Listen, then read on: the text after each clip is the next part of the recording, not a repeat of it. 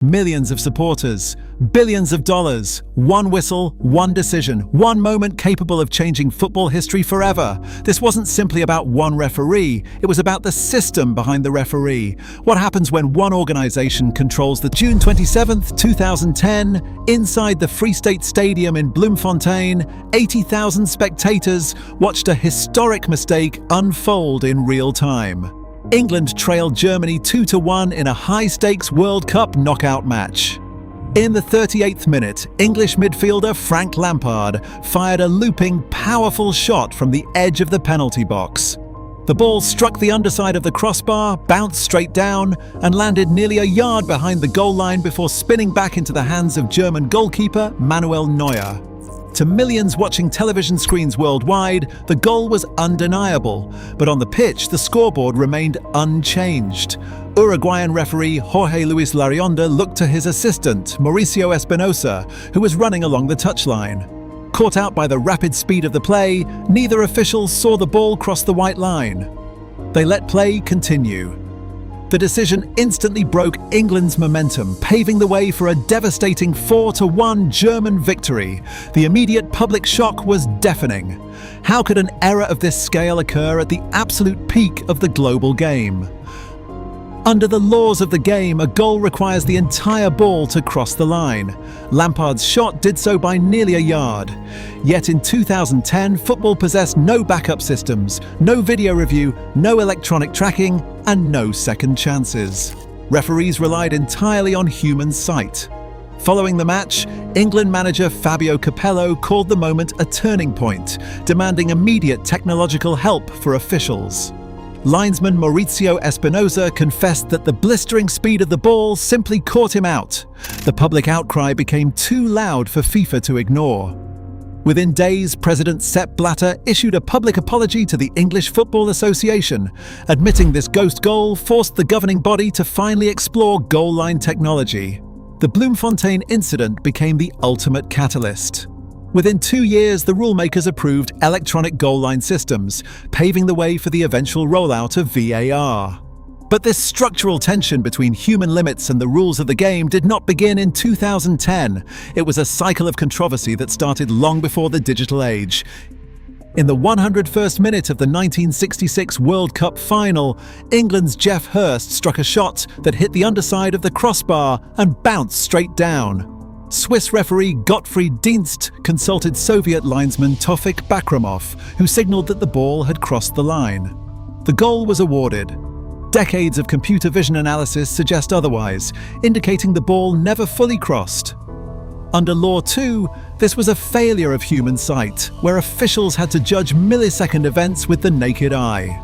16 years later, a different failure exposed a gap in refereeing standards. During the 1982 semi-final, French defender Patrick Battiston chased a through ball before West German goalkeeper Harald Schumacher charged out and crashed directly into him at full speed, leaving Battiston unconscious.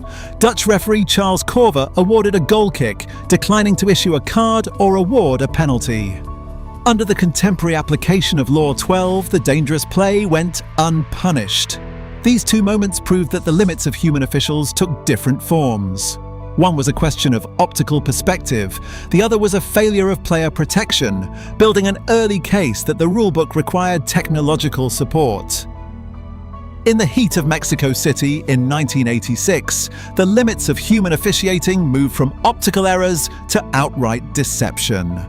During the quarter-final between Argentina and England, Diego Maradona leapt toward a looping ball and punched it over goalkeeper Peter Shilton into the net. Tunisian referee Ali bin Nasser allowed the goal. He later explained that under FIFA instructions, he had to rely on his assistant, who saw no infringement. Under the laws of the era, the subjective nature of intent left a massive grey area, but the global television feed showed clear, deliberate handling. It was a moment where a single, undetected touch threatened the integrity of the sport's biggest stage. A credibility crisis can emerge from a single, isolated flashpoint, but it can also build across an entire tournament. In 2002, co-host South Korea advanced through a series of knockout matches that left opponents convinced the system itself was compromised.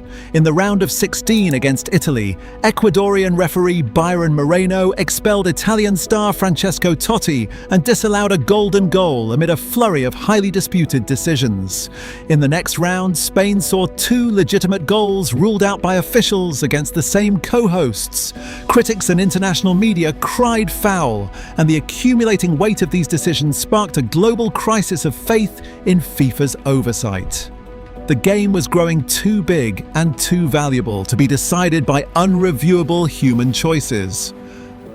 On July 2, 2010, inside Johannesburg's Soccer City Stadium, the limits of the rulebook were tested in the final seconds of extra time. With the score tied between Uruguay and Ghana, forward Luis Suarez used both hands to block a goal-bound header on the goal line. Referee Olegario Benkarenka applied Law 12 perfectly, sending Suarez off and awarding Ghana a penalty. But when the penalty struck the crossbar and Uruguay won the subsequent shootout, the sport faced an uncomfortable truth. The rules had been applied correctly, but the team that cheated won. This chaotic outcome forced a realization. For decades, rulemakers had adjusted the written laws of the game, but the sport was evolving faster than the tools used to police it. Human sight could no longer keep pace with the speed of modern athletes, the split-second decisions on the goal line, or the tactical deceptions of elite players. The pressure on officials had reached an unsustainable peak, making a technological response feel entirely unavoidable. The age of pure human judgment was ending, but in 2016, the International Football Association Board, known as IFAB, officially incorporated the video assistant referee into the laws of the game. This was a safety net built to support the human official on the pitch, rather than a system designed to run the match from a remote booth. Under the strict boundaries of the VAR protocol, the technology can only intervene in 4 specific, match-changing categories: goal or no-goal situations, penalty or no penalty decisions, direct red cards, and cases of mistaken identity. For the video booth to step in, the protocol demands an exceptionally high threshold. The VAR team is instructed to intervene only in the event of a clear and obvious error or a serious missed incident. If a decision remains subjective or open to interpretation, the original call on the grass stands. Above all, this system preserves the traditional hierarchy of the game. The VAR team cannot make decisions, they can only recommend a review. The on-field referee must still make the initial ruling and retains final absolute authority over the ultimate verdict. They alone decide whether to accept the advice or walk to the pitch-side monitor. By keeping human judgment at the center, IFAB sought to correct blatant mistakes while protecting the flow of the match. Yet putting this protocol into practice would unleash an entirely new breed of controversy. In Qatar in 2022, FIFA introduced semi-automated offside technology to bring millimeter precision to the pitch, tracking player limbs with 12 dedicated stadium cameras to generate instant virtual lines. Yet while this automation resolved factual geometry, it could not settle the sport's deeply subjective rules. The handball law, dependent on determining a natural silhouette or deliberate intent, remains an active battleground. No camera angle can measure a player's mind. Instead of perfect clarity, the technology introduced a new kind of friction. The raw ecstasy of scoring a goal became temporarily frozen, replaced by minutes of silent waiting while video officials scrutinized broadcast frames in remote rooms. A post-tournament survey revealed that 42% of fans felt these long reviews and delayed celebrations eroded the natural flow of the match. For supporters inside the stadium, a lack of live audio communication turned precision into confusion. Offside animations flash on screens long after the moment has passed, leaving spectators detached from the action unfolding on the grass. Critics argue that in pursuing absolute mathematical accuracy, the system has traded away the sport's spontaneous joy. It leaves players and fans alike asking whether football has actually become more accurate or simply more confusing. Behind the screens and sensors, the pressure of the World Cup still falls on a human whistle.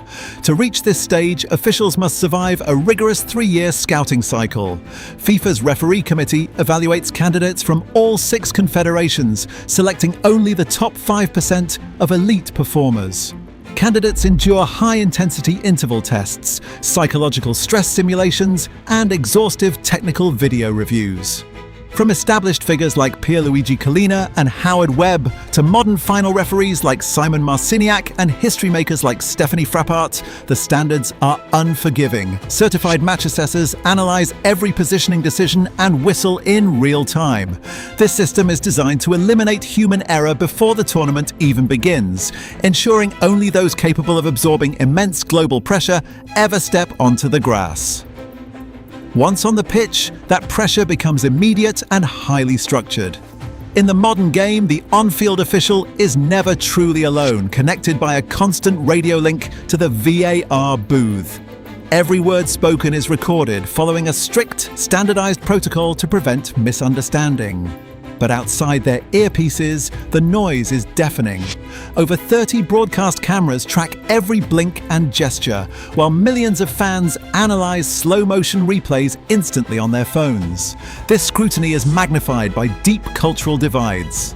A challenge accepted as physical in South America might be condemned as a red card in Europe, leaving the referee to bridge these international expectations in a fraction of a second. The referee delivers the decision, but the system creates the environment.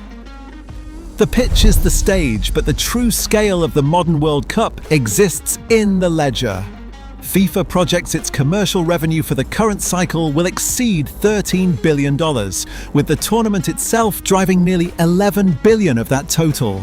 Television broadcast rights generate over $3.7 billion, while global partnerships, corporate hospitality packages, and ticket sales fill the treasury.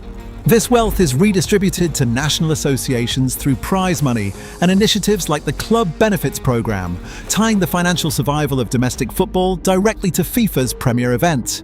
Yet this massive economic footprint shifts the focus. When billions of dollars depend on a single whistle, any mistake feels like an institutional threat. There is no verified evidence that FIFA instructs referees to favor particular teams. The real issue is perception. When supporters cannot easily decode how decisions are made, trust erodes. If fans lose faith in the integrity of the whistle, the entire commercial engine begins to fracture, leaving a lingering question. Does FIFA still serve the game, or does the game now serve FIFA? This institutional reach operates through a governance model where each of FIFA's 211 member associations holds equal power under This democratic structure drove the decision to expand the Men's World Cup to 48 teams and 104 matches, a move that vastly increases the tournament's physical footprint. Coupled with a reformed Club World Cup, this expansion pushes the international match calendar to its absolute limit. The hosting horizon reflects this rapid growth. The 2030 tournament will span 3 continents, while Saudi Arabia remains the sole candidate for 2034, drawing cautious scrutiny from advisory panels regarding migrant labor protections. Supporters of this expansion argue it spreads vital development funds to smaller nations and grants historic opportunities to underrepresented teams. Critics, however, contend that tournament exclusivity is dead, player workload is reaching dangerous levels, and the host selection process lacks genuine transparency. Ultimately, these structural shifts force a difficult question upon the sport. Is FIFA actively protecting the global game, or has the governing body become larger than football itself? Subscribe to Daily Ballers for more football investigations. Yet supporters argue that the rapid centralization of football is exactly what saved it. FIFA states that between 2018 and 2022, its development arm invested $1.2 billion directly into grassroots academies, stadium infrastructure, and global solidarity.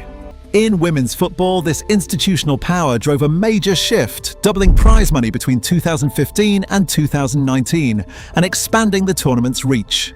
Supporters point out that without a massive central authority, there would be no global engine to fund youth programs in Africa or build pitches in Asia. Even the contested technology, from goal line sensors to semi-automated offside, has reduced clear errors, making the pitch fairer even if it cannot silence every debate. Controversy, in this view, is not a sign of institutional failure, but a natural byproduct of a sport followed by billions. The modern game may be highly centralized and immensely well. Perhaps the strongest institutions are not built solely through authority, but through the undeniable success of the spectacle they create. The pitch remains a sacred stage where magic still happens. But as the beautiful game expands into a multi-billion-dollar boardroom empire, its soul hangs in the balance. The ultimate question is no longer who wins the match, but who owns the game. Does FIFA still serve football, or does football now serve FIFA? Subscribe for more deep dives.